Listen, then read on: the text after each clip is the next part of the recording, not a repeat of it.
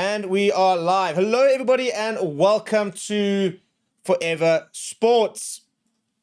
Rassie Erasmus has officially announced his side to take on Italy this weekend, and he has made some massive changes, wholesale changes, really. Positional switches, no hooker on the bench, for example. There is a hooker in the starting lineup at centre as well, with Rassie kind of almost rolling the dice with a couple of interesting positional changes. But if we look at the side, in the front row, Zachary Portland returns and will partner. Johan Grobbelaar gets his first start of the year. He is next to Bowen Venter, who will get another opportunity to start. It's a brand new lock pairing in Jean Klein and Franco Mostert, who gets the nod in the 4-5. Siya retains the number 6 jersey. Ben Jason Dixon will take over in the number 7, with Marco van Staden named in the number 8 jersey, and is also going to be covering hooker with no Malcolm Marx in the side. Morlef van den Berg does start next to Andre Pollard in one of the few expected sort of changes to the side. Kurt Lawrence keeps his jersey, but he will have a new wing partner in Edwin van der Merwe on the other side. Ethan Hooker will get his first taste of Springbok centre action when he starts in the number 12 jersey. He's got Kane Moody outside him in what could be the start of a very long future Springbok centre partnership. Damian Willemse does retain the number 15 jersey. Off the bench, as mentioned, no hooker, so just 2 front row replacements on the bench in Gerard Stennekamp and Wilco Louw. We've then got Archie Snyman, Ruan Nokia, Andre Esterhuizen once again listed as a forward. Kwagga Smith is back from injury and goes onto the bench. You've then got Grant Williams as well as Manie Libbok in what is a very interesting side. So let me know what you think down in the comments below. Because, yeah, I mean, not the side we kind of really thought we'd see, for example, and this is kind of what it looks like. So let's kind of get through it, and I want to know what you think, again, in the comments below, and let me know what your sort of surprise selections are. Because I think in the front row, you know, we probably thought Johan Grobbelaar might start, quite one of the easier ones. Zachary Portland getting another opportunity is a big shot, because this Italian side is not a bad side at all. You know, there are some top class players in it, and they beat Australia last week. So, you know, to a certain degree, there was always going to have to be some experience across the team, and we're seeing that, to be fair. Very important to think that Franco Mostert, for example, the number 5 jersey, you know, he'll sort out the lineouts, because there's not a lot of line options. It's basically Jean Klein, Franco Mostert, and then Ben Jason Dixon. So they've gone with the experience of Franco Mostert, the number 5 jersey. Probably could have gone Ruan Nokia, who knows Johan Grobbelaar really well, but continues to try and use him off the bench. Jean Klein, his first opportunity in a box shirt this year. Very overdue, really. He just keeps getting injured whenever it comes to playing for the box, but he will finally get a chance to have a bit of a run out, and then a big opportunity for Ben Jason Dixon.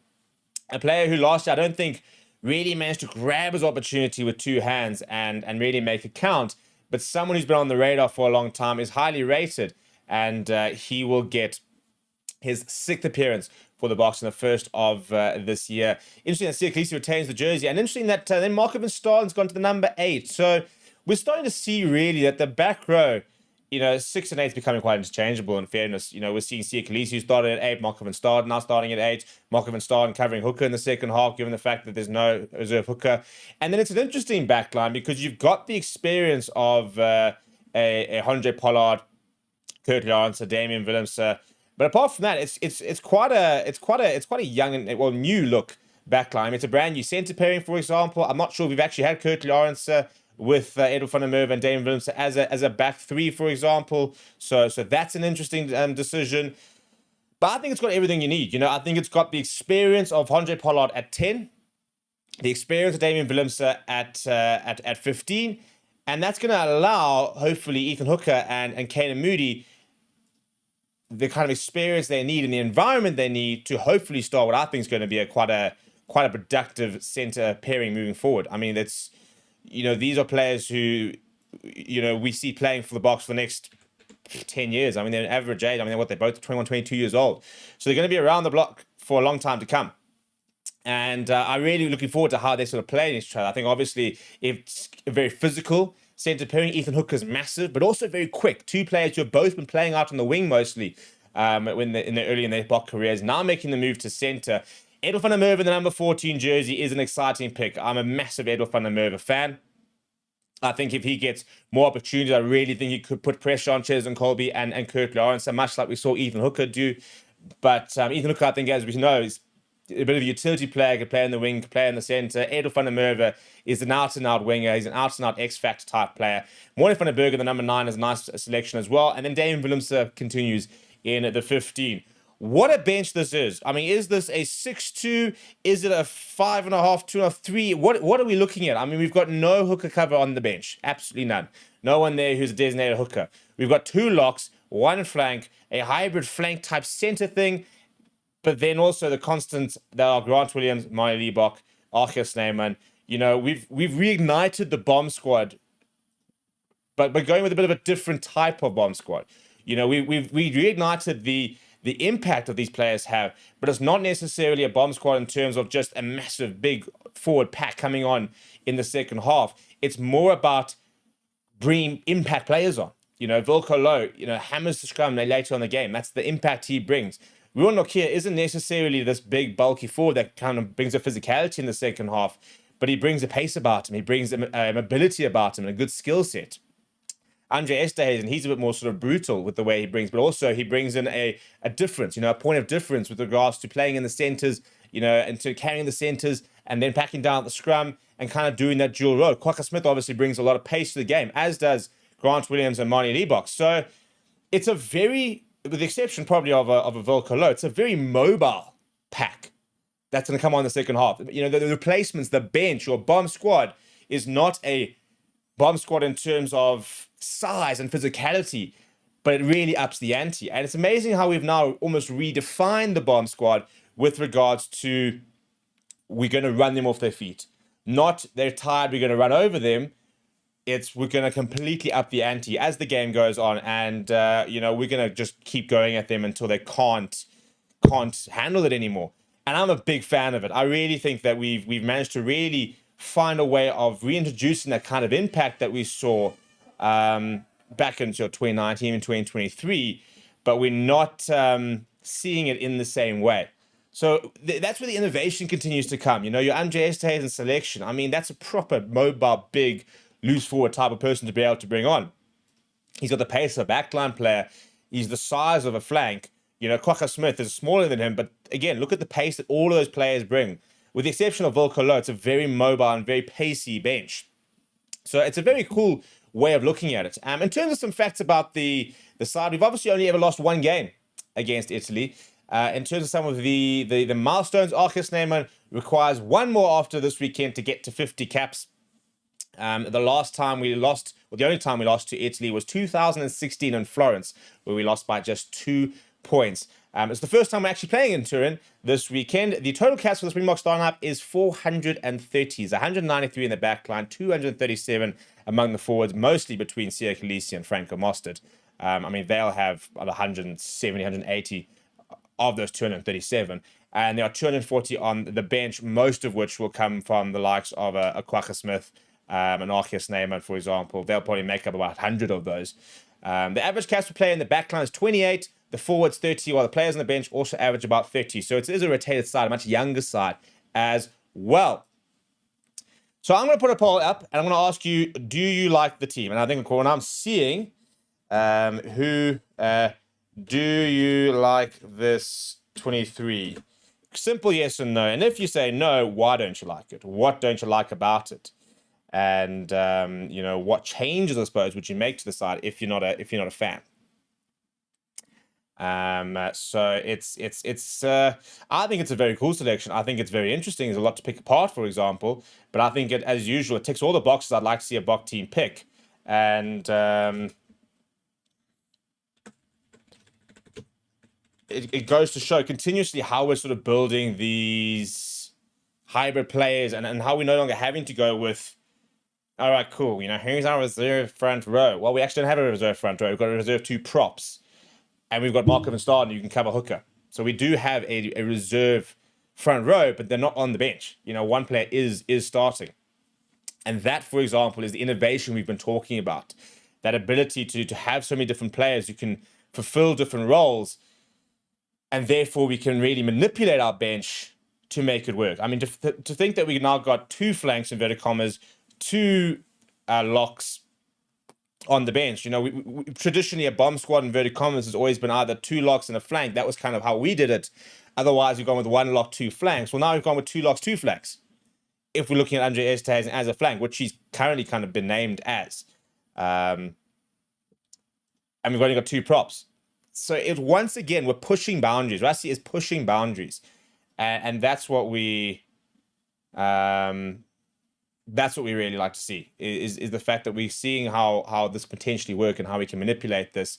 Smash Rugby say, I'm a lock by identify as number 18. I mean, how bizarre is that? I think Arcus must be the first lock in history to wear the number 18.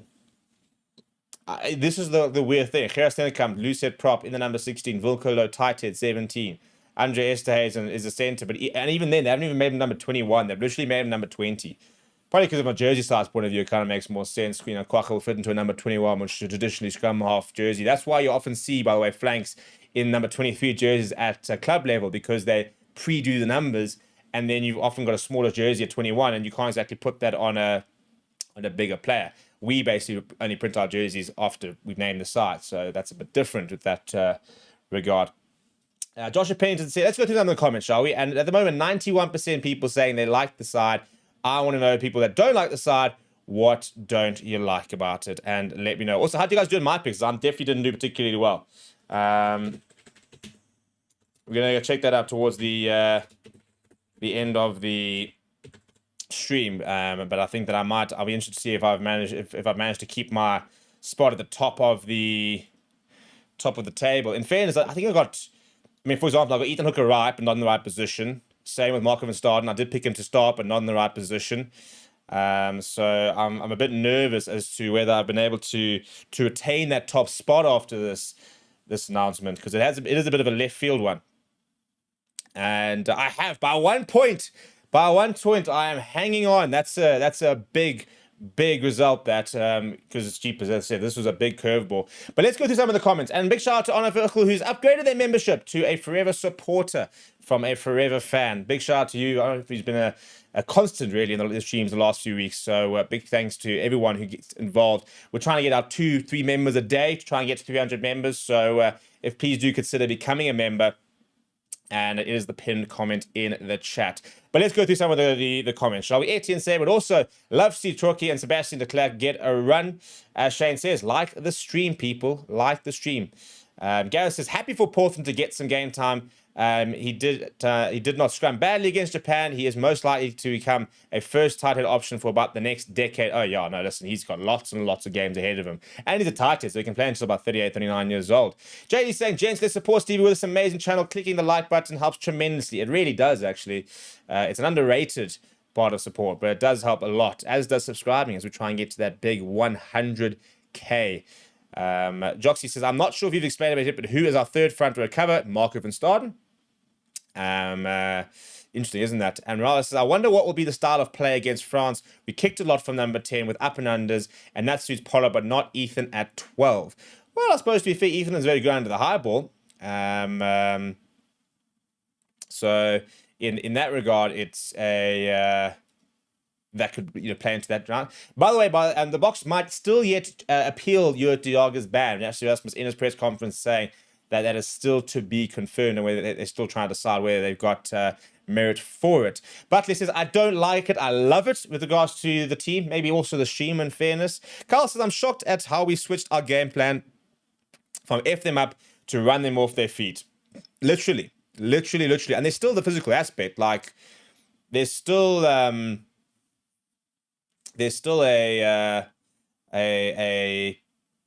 element of physicality that we've gotten there, but it's a different type of impact now we're sort of seeing. Joshua Penning says, now I know we need more in the forwards. I'm worried because I think that's where the game will be won. Brandon reckons nothing not to like. Lots of people are very excited about the center combination. As Butler says, Ethan versus Menoncello, what a showdown. I mean, what a massive opportunity for Ethan Hooker, and a big game for him, because you're playing against, for me, one of the top 2-3 best inside centers in the world. I mean, Tommaso Menoncello is a phenomenal player. Phenomenal. And Ethan Hooker's now going to get his first start for the box up against him, and that's going to be a huge matchup Yes, and I think that there's a lot of different matchups they're going to be quite exciting. Carl says, my big concern is lack of cohesion. That is always obviously the concern when you do rotate sides and you do give other players a go. But at the end of the day, I suppose until you do try them, you're not going to get sort of kind of cohesion. The only thing is, hopefully, and chances are the way they've been doing it, that this team's probably been training a lot together. So hopefully there is a certain amount of cohesion. But Francois Vier says, would like to see Polly with Grant. That combo seems more likely in the next World Cup. Start Sasha and Ranak, Polly and Grant close out the game. I think with the way that Monty Leibach's playing, I think he's becoming undroppable in fairness.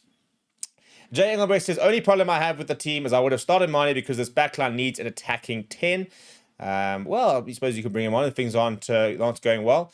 I mean, we've only got 2 backline replacements. So in fairness, you'll probably bring off Morne van den Berg and Andre Pollard and the backline will stay the same. So it'll be interesting to see how Mane would play with this backline when he comes on. Roberto Wilco, the membership said, well, there's different types, but it's the... It ranges from, I think, about $30 is the cheapest, or even $20 or whatever it is, up to a bit more. So it's really not a lot of money. I don't think it's a lot of money. I donate several different things, about $20 each. So Mario says that bench is a monster bench. Delitus reckons we're underestimating Italy a lot. I don't know. I mean, in certain positions there might be that idea, but there's also, you still got a Springbok Centurion in Sia Khaleesi in the number 6 jersey. Franco Moss got 82 caps. Marco van Staden's a World Cup winner. Jean Klein is a World Cup winner. Yes, he's only got 7 caps, but he's got more than that internationally, and he's a World Cup winner. So you've got in the pack 4 World Cup winners, and we've been around there for the block. In the back line, Andre Pollard, double World Cup winner. Kirkley Lawrence, a World Cup winner. Caden Moody, World Cup winner. Dave Willems, a World Cup winner. So your new inverted commas players, Ethan Hooker at inside centre is a new selection. The rest of the back line, Edel van der Merwe playing his 5th cap. But I mean, he's got 5 tries already, by the way. So if he scores this weekend, he'll continue to score at more than a try and match. So from the backline point of view, I don't think there's any huge selections that are like, ooh, we're underestimating Italy. Ethan Hooker's the big one. Everything else is pretty straightforward. In the pack, Zachary Porthen, Bowen Fenner started against France. Zachary Porthen, the number three, that's probably, inverted commas, a bit of a gamble. And then we'll have to see how Ben Jason Dixon goes and Marco van Staden does at 8. But the lock combinations is pretty experienced.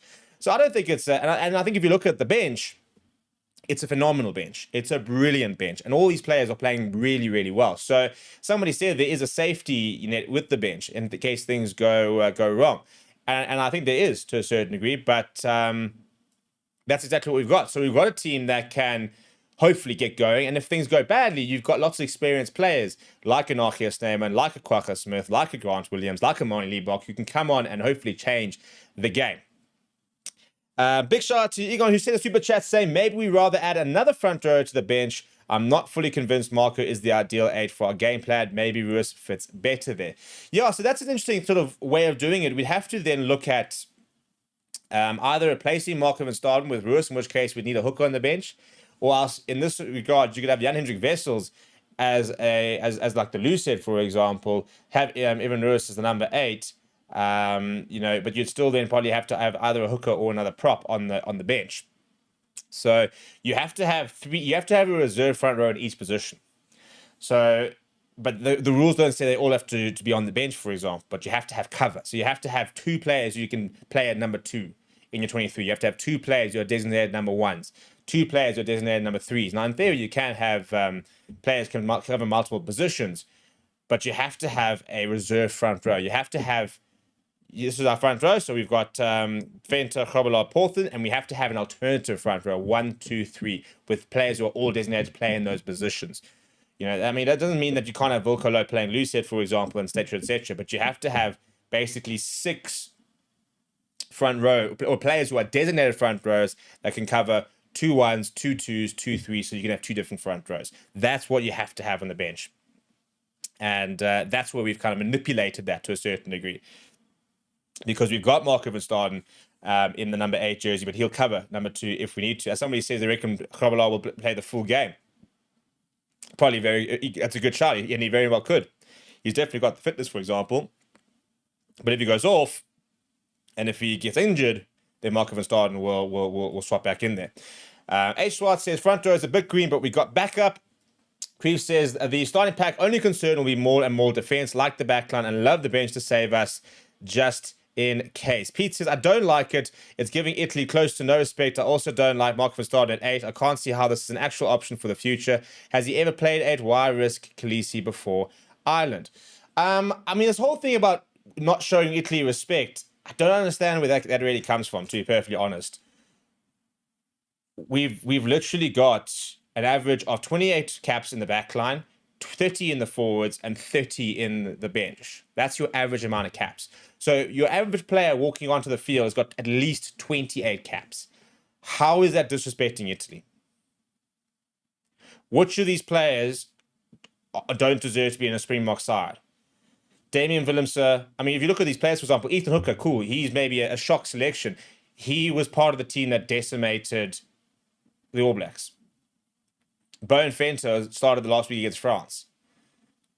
You know, you've got in the pack, 50% of the pack. In fact, only 4 players in that 50% of the pack are World Cup winners, of which 2 of those are double World Cup winners. So I don't really get the disrespect chat in terms of we're not taking it seriously enough. And at the end of the day, if they go and beat us, then great. But if we go and beat them, for example, then that's even more point that's not disrespect. You know, I think it's we're looking at different options. Marco van Staden at 8, yeah, maybe not the future, for example, but let's see how he goes. We've looked at lots of different options at 8. And we've seen Sia at 8 this year. We've seen Kubas Visa at 8. So I think that the traditional 8 role in the box is changing, and that's why we're looking at to see, are there other players who can fill that role within our setup already? You know, maybe Evan Lewis would be a better option, for example, but right now Evan Lewis isn't part of the squad. And I think we're looking to see what is our makeup of our squad in terms of hybrid players that can cover different positions, so that we can try and maybe then have more players in a certain position, or have more options, or have different types of options. You know, if you can then say, right, cool, well, if we've got Marco van Staden who covers 6-8-2, you know, we could afford to maybe take an extra prop, or an extra center, or an extra fullback in our squad. Maybe an extra fly half option, an extra scrum half option. You know, we took 4 to the last World Cup, and we said that in training, having those 4 scrum halves was massive, especially because they're so different. They can kind of emulate different types of players and be able to pair teams a lot better. So this is a similar kind of vibe. Egon's asking, maybe Andre at 8. Well, maybe, you know, maybe that could be the next move. You know, he's obviously playing more on the flank at the moment, but maybe that is the next move. You know, we may move Andre Estes into 8th man and see what he can do. That could potentially be an option. Yeah, so Mario says the second half will be a killing zone as usual. I can't see the Box losing this game. Carl says, I don't think you can compare Andre with Sacha and Mane with this forward pack. In my opinion, a fly-off needs good front football. I hope Visa will start, because at least you have that. Well, let's see. I mean, we can't speculate until we see what happens on Saturday. But I think there's enough in this forward pack to get going forward ball. You know, I think that our lock pairing is world class. I think that our front row has got enough. I was happy with what I saw Zachary Porton up against in Japan. I think Bowen Fender's a solid player. So, you know, maybe off the scrums, for example, that'll be the potential worry. But and maybe the worry now is, can they get front foot ball? But that now comes to Marco van Staden. He now needs to step up. Will he provide the same impact as Jasper Wiese? Maybe not. But let's go and see. And maybe that's literally why we've picked Andre Pollard, saying, well, we might not have as much go forward ball from the pack point of view, so we've picked a better game manager to be able to cope with that. And again, that's where combinations come in. You know, if you're sitting there saying we've got a big forward pack, therefore there's going to be a lot of space to run. Now you want to have Sasha. Now you're saying, well, maybe the forward pack might struggle a bit more, so maybe we need someone who's a bit more experienced and a bit better at managing games to be able to cope with any potential issues we might have the pack. So again, it's not just now say, oh, well, Andre Pollard's been thrown to the dogs. Maybe he's been very deliberately selected to be able to manage that possible thing, given the fact that he is an 84 cap Springbok. You know, we can't really be making excuses for a player who's played 84 times, who's got 815 test points. You know, I mean, he's one of the highest point scorers in test match rugby history. And this is a big opportunity for him this weekend to show that he can make a big difference in a team like this. Honest says, everyone needs more game time before the next World Cup. Robert says, I like this team. Interesting ideas at 12 and 13. Not a fan of Mornay at 9. I'm a big fan of Mornay at 9. He's also got a man of the match this year. Cam Talks Rugby says, Italy is going with an identical team as last week. If I was Italy, I'd be pretty excited to face us. Not because it's a bad team at all, just because a lot of players haven't got recent form. But isn't that kind of the point? It's first of all, we've got Ireland next week. Let's call a spade a spade. We played France last week. One of the top 4 best sides in the world. We play Ireland next week. The number 2 side in the world, number 3 side in the world, or whatever the current rankings are. I think they're 3rd. Those are our 2 biggest games.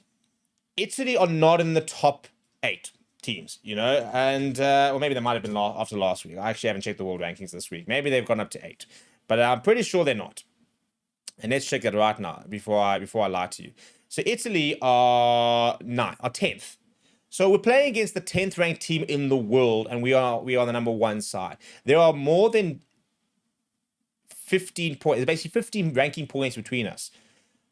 We've got the right to rotate, and this whole thing about disrespecting Italy. Well, if we go and beat them on Saturday, is that disrespect? So Pete, I don't know what you're on about. There's no respect. Where does it say in the manual that if we play against a team, we have to have certain things? When do these players play? When? So you're sitting there saying, these players are green. When do they get the opportunity? Bowen Fenter, you said Bowen Fenter's green. He played against France last week. We've got a loose head injury. So Oxenchair isn't available. So he's playing Bowen Fenter, who's our, at this stage, second choice starting loose head. So Zachary Porthan, well, when does he get to play? If not against the 10th ranked team, when do we get to play? And that's the thing. This is the opportunity. And again, Wales, it is another opportunity. So we talk about the fact that we want to have this building, opportunity to try and build our team, for example. But now we also have to make sure we respect all these nations. So do we have to also respect Wales in a few weeks' time? We are the 12th ranked team in the world.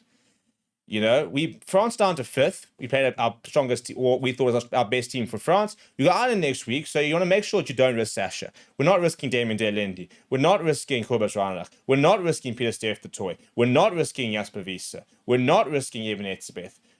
So half of us saying, well, what if we risk players? The other half saying, well, now we're disrespecting them. So you can't have both.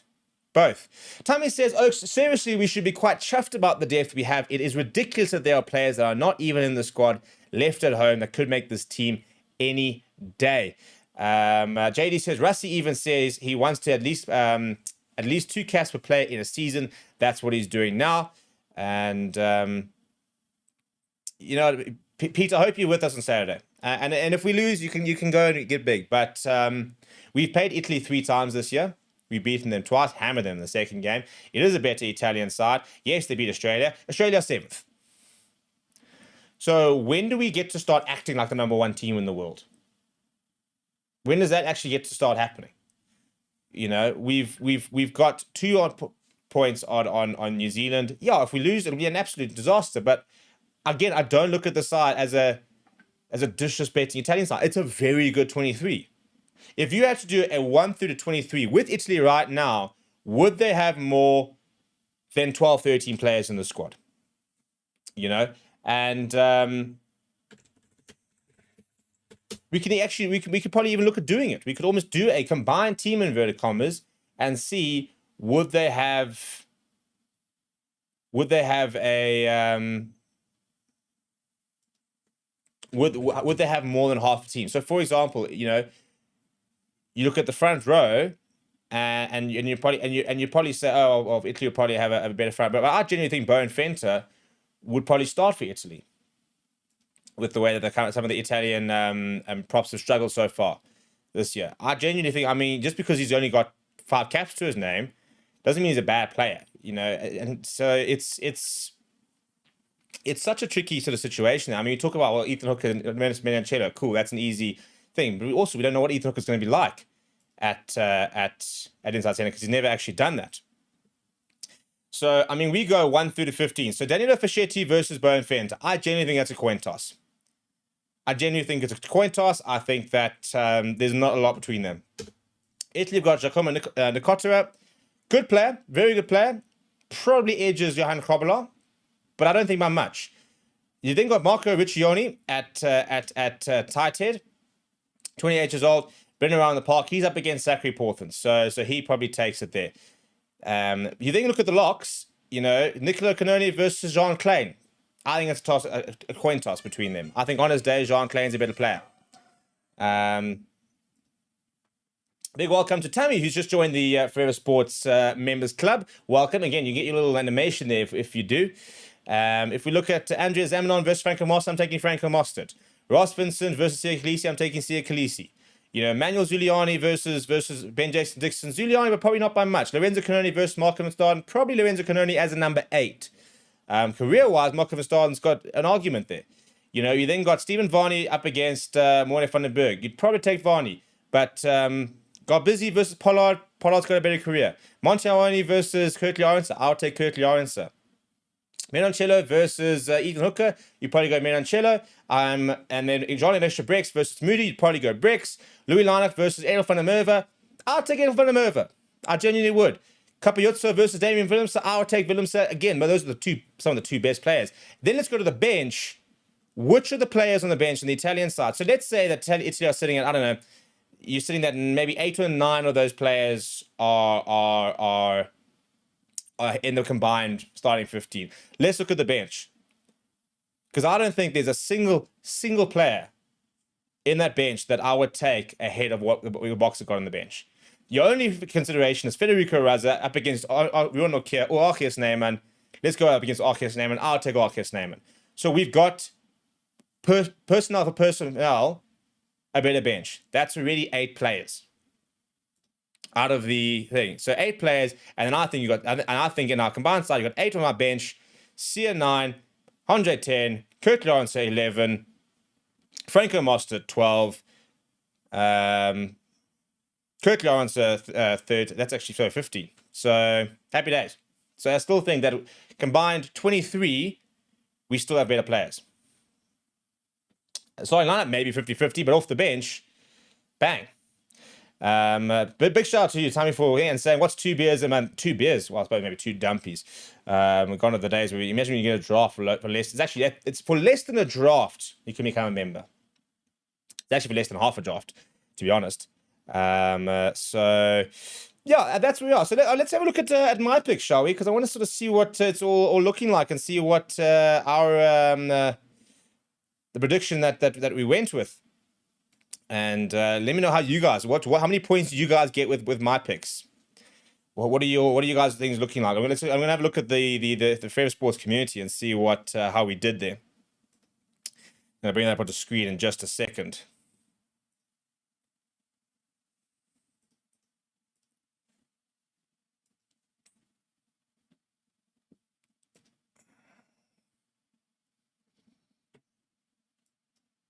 Da da da da dee da.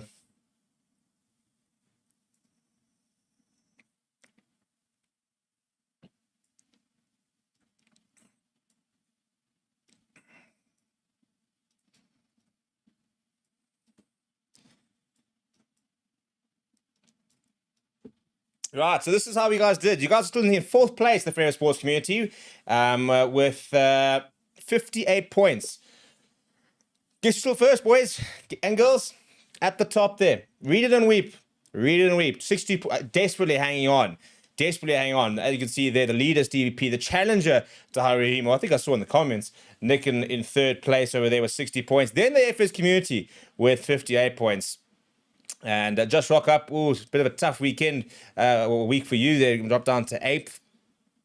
But yeah, so you want to try and climb this ladder, you got to get involved into my picks. 48 players playing it at the moment, and the GOAT, the absolute GOAT at the top. So, at the end of the day, it's, better people than lots of you have tried and failed to try and rein me in. Although I must admit, I am, it's getting close. It is getting a bit closer for comfort. But let's go see what we actually got right and what we got wrong based on this morning's predictions that we did. It was quite a fun little show, actually. So if we look at our Springboks team, this is how it gets scored over there. So we've got 20 points in total to the FS community. We've got 11 correct players, but only 9 correct positions. So we got Bone Fencer right. We got Jan Kobler right. We predicted Thomas Tatoe, but it was actually Zachary Porthen. We got Sean Klein right. We went with Ruan Nokia, but it was Franco Mostert. We went with Marco van Staden instead of Sia Khaleesi. We did get a point there from having Marco van Staden as starting, but in the wrong position. We then had Ben Jason Dixon, so 2 points there, and 0 points for the 8th man because we've been predicted. Van Staden's already got us 1 point over here for that. We didn't have Sia Khaleesi to start. We then predicted Morne van den Berg correct, as well as Andre Pollard. We predicted Ethan Hooker in the number 11 jersey, and it was Kurt Lawrence. However, we did get a point because Ethan Hooker did start over there. Ethan Hooker is at centre. He's already got that point from above. Kenny Moody we predicted correctly. Adolf van der Merwe we predicted correctly. And Dane Vlinser predicted correctly. So 20 points from today's prediction. Not bad, I don't think. I think it was a very, very difficult prediction to make, in fairness. I think it was always going to be a very tough team because I don't think a lot of people, there weren't a lot of guaranteed picks. You actually did better than I did. I actually only got 16 points because I didn't pick Jan Krobler. That was my big mistake there. So you did better than me this week, which is why you caught up, but not overall, because overall I've been cooking. I've been absolutely cooking. Krista says, it's not about individual players, it is about the collective team. It is a personal choice, but in all fairness, very little, if any at all, fault is to be found with this team for the game at hand. Royden Skull says, Money gets a lot of credit, but he's a world-class player. One missed kick, then he's the worst flyer from South Africa. To be fair, I think everybody kind of has turned a corner about Marty Niebach, and I think that they've come around and everyone's accepted the fact that he is world class and that he deserves his spot, and he's become just such a big weapon off the bench. And long may that continue. Long may that continue because we've been a big part of. We've obviously critiqued him over the years when he struggled, but this year he's been so good, and I think that hopefully we're going to see him really kick on and become a constant. Tahir says he can't keep getting away with this. I'm reporting you to World Rugby's Stevie P. Going to have to beat you off the field. Yeah, I'm going to have to start losing the ballroom because on the pitch, inverted commas, I'm winning. On the pitch. It's been carnage for you guys. But and I mean, I think next week will obviously be a fun one to do as well. Bo and Fenton for me probably, needs to try and play well for his place. But obviously we're probably seeing about 3 or 4 changes in the pack for next week. The back line will probably see 3 and 4 changes. I think it could be quite a similar bench. I think the bench next week could be quite similar to what we have here. Probably see Malcolm Marks come back and start down, Bjorn Krobler back down to the bench. Who we then gets dropped out, only time will tell. Maybe they go with Andre Esterhuizen to start. So I think next week will be interesting to try and sort of pick that as well, and lots of potential ways of going about it. But we're going to wrap up there, people. Thank you very much for joining me and for getting involved in my picks.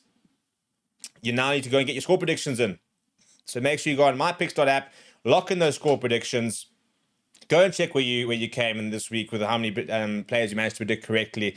Get those score predictions in, and I'll see you guys tomorrow bright and early for 9:30 show to further pick apart the squad and kind of see exactly what the thinking might be and what to look forward to as part of this weekend. But yeah, please do smash like on the video. Please do subscribe to the channel as well.